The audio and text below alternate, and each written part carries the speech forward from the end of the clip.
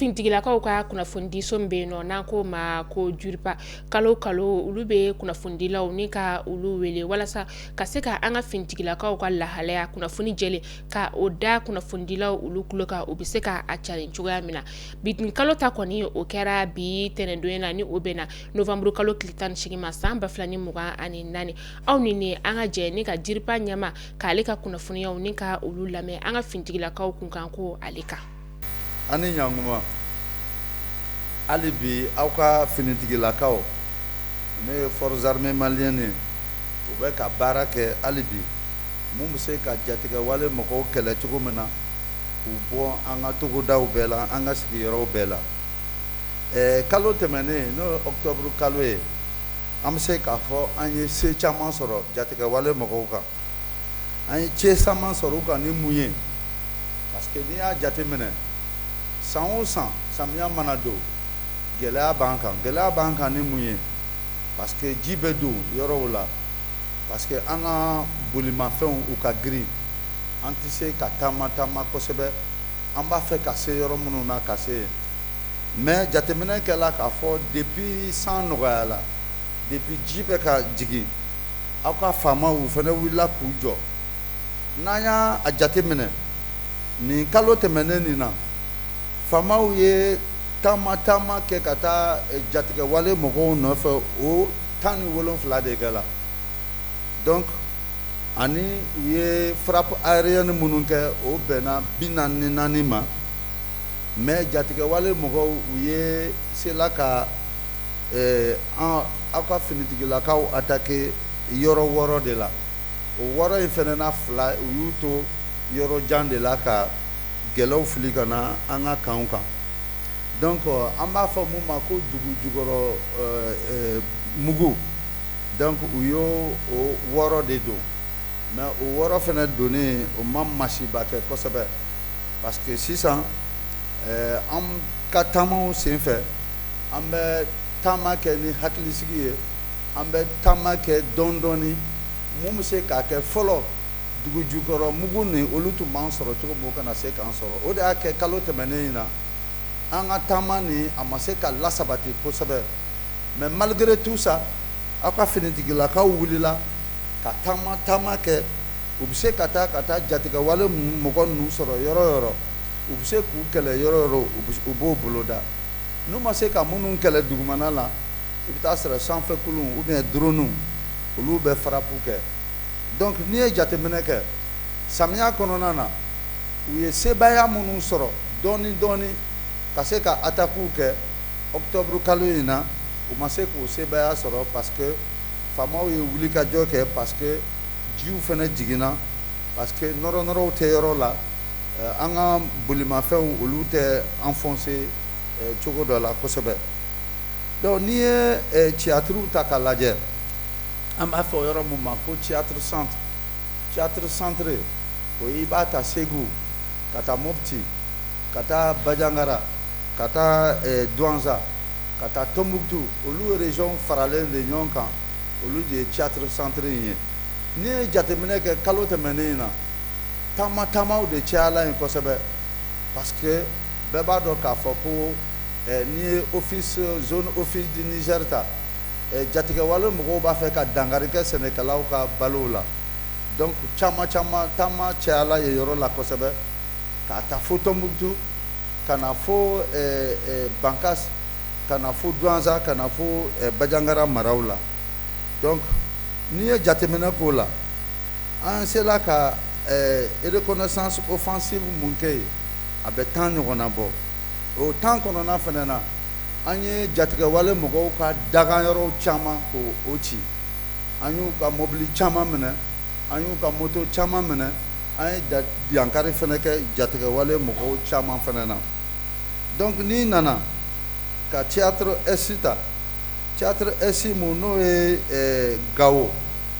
ka yɛlɛ Kidal ka na Menaka o yɔrɔ fɛnɛ na comme aw b'a dɔn kɔrɔlen an ka pankuluw olu bɛ kɔlɔsili la kosɛbɛ nord fan bɛɛ la Kidal région bɛɛ o de y'a to jatigɛwale mɔgɔw u mana fɛɛrɛ fɛn fɛn tigɛ k'a kɛ k'u bɛna don ni mugu juguw ye Kidal kɔnɔna na ou bien k'u bɛn'u ka mugu juguw stocké yɔrɔ dɔ la i bɛ taa sɔrɔ drone ou bien avion b'u ye olu bɛ gɛlɛ jigin u kan donc n'i ye jateminɛ fɛnɛ kɛ fɛn fɛn n'o ye jatigɛwale mɔgɔw ye n'u y'u kun bɔ théâtre S la k'a da Gao ka yɛlɛ Kidal ka taa Menaka i bɛ taa sɔrɔ aw ka finitigilakaw fɛnɛ u ye dankari kɛ jatigɛwale mɔgɔ ninnu na mais n'i ye théâtre centre ta n'o ye Kulikoro région ye Nara région Kayi région ani district de Bamako fo ka jigin Sikaso ni Segu taamaw ma caya yen kosɛbɛ parce que jatigɛwale mɔgɔw u m'u kun bɔ yen kosɛbɛ mais baara dɔɔnikɛla ye o baara sela ka kɛ cogo di parce que a bɛ komi an bɛ jatigɛwale mɔgɔw kɛlɛ cogo min na an b'u ka mɔgɔ minnu fana bɛ dɛmɛ d'u ma mɔgɔ minnu bɛ carburant ɲini ka d'u ma mɔgɔ minnu bɛ t'u ka moto pièces ɲini ka d'u ma mɔgɔ minnu bɛ se ka baara wɛrɛ k'u ye mun bɛ se k'a kɛ balo ni fɛn caman mɔgɔ minnu b'o kɛ an ka baara b'o taabolo fana kan c'est pourquoi an ka baara tɛ dɔrɔn ka taa kɛlɛ kɛ mais fɛn fɛn de bɛ se ka jatigɛwale mɔgɔ ninnu k'u dɛmɛ u ka baara la k'u dɛmɛ u ka walejugu la an b'olu bɛɛ kɔ c'est pourquoi a bɛ jateminɛ kɛ interpellation an bɛ mɔgɔ dɔw traki yɔrɔ dɔ la i bɛ taa sɔrɔ dɔw bɛ ka moto pièces u kɛlen k'o kɛ katakataninw kɔnɔ u b'o dogo fɛn dɔw kɔnɔ ka t'o di terroriste ma parce que n'i y'a mɛn i bɛ déplacer c'est que moto de b'i bolo u ye manteli ni mobiliw ye donc o moto ninnu na i bɛ taa sɔrɔ u mago bɛ pièce de rechange la u mago bɛ carburant la mun bɛ kɛ moto ninnu kɔnɔ donc an ka baara b'o taabolo fɛnɛ kan fɛn fɛn de bɛ se ka kɛ mun bɛ se ka dɛmɛ don mɔgɔ ninnu ma donc an finitigilakaw an b'olu fɛnɛ magɛ an b'olu fɛnɛ kɛlɛ n'an bɛ se ka minnu minɛ an b'olu minɛ donc n'i ye jateminɛ kɛ nin kalo tɛmɛnen in na k'a fɔ ko jatigɛwale mɔgɔw ka dankari kɛ aw ka finitigilakaw la a ma caya kosɛbɛ puisque n'i ye jateminɛ kɛ u ye dankari 6 ɲɔgɔn kɛ 6 in fɛnɛ na u ye 2 kɛ yɔrɔ jan u ye mugu jugu fili yɔrɔ jan ka na an ka kan kɔnɔ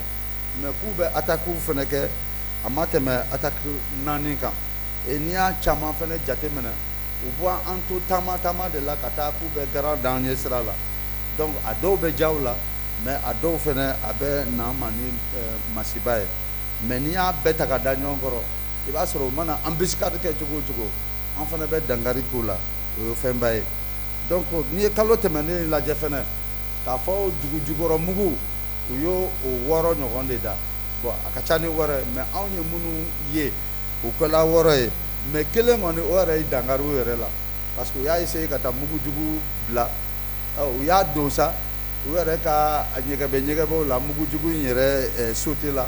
ka mɔgɔ 3 yɛrɛ tanya u la donc interpellation o kɛla mɔgɔ 4 ɲɔgɔn ye o mɔgɔ 4 na kelen minɛna Kayi kelen minɛna 2 minɛna Tombouctou région na kelen minɛna Segu région na ani 2 minɛna Sikaso région na donc n'i ye jateminɛ kɛ kalo tɛmɛnen in na an b'a fɔ ko mugujugu de ye an tɔɔrɔ dɔɔnin mais hali la o fɛnɛ na an ka finitigilakaw wulila u ye taama kɛ ka taa yɔrɔ caman a mugujugu u m'u bali u k'u ka baara kɛ mugujugu u m'u bali u ka taa jamanadenw ka lakana la sabati o hukumu kɔnɔna na an ka taamadenw u sela ka an ka finitigilakaw u sela ka dankari k'u ka sigida caman na n'an b'a fɔ o ma sanctuaire ou bien n'an b'a fɔ o ma les bases terroristes u ye dankari kɛ o caman na u ye dankari kɛ terroriste caman na u y'u ka moto caman minɛ n'a ye jateminɛ yɛrɛ kɛ kalo tɛmɛnen na an bɛ se k'a fɔ fɛn fɛn ye moto 70 moto 80 ye o minɛna ou bien o jenina donc n'o tɛmɛna fɛnɛ k'a fɔ ko mobiliw an bɛ se k'a fɔ mobili 5 ɲɔgɔn o fɛnɛ minɛl'u bolo donc munition n'o ye mugu kisɛw ye ani marifaw yɛrɛ lamarafɛn ou bien ouais marifaw caman fɛnɛ minɛn'u maramafɛnw fɛnɛ caman minɛn'u bolo mais an b'a fɛ ka mun fɔ maliyɛnw ye an b'a fɛ ka mun fɔ fasodenw ye c'est que aw ka finitigilakaw u bi yan aw de kama n'i y'a mɛn ko finitigilakaw c'est que population dɔw de bɛ yen u bɛ minnu lakana lasabati n'i y'a mɛn finitigilakaw c'est que mɔgɔw de bɛ yen u b'u janto mɔgɔ minnu na donc an y'an ka kalekan de di k'a fɔ fɛn fɛn de ye jatigɛ wale kɛlɛ in ye jatigɛ wale mɔgɔw ka kɛlɛ an b'a kɛ fo ka s'a dan na parce que maliyɛnw sigilen bɛ kan kɔnɔ o de la maliyɛnw ɲɛ b'an na o de la aya jamana fanga ɲɛmɔgɔw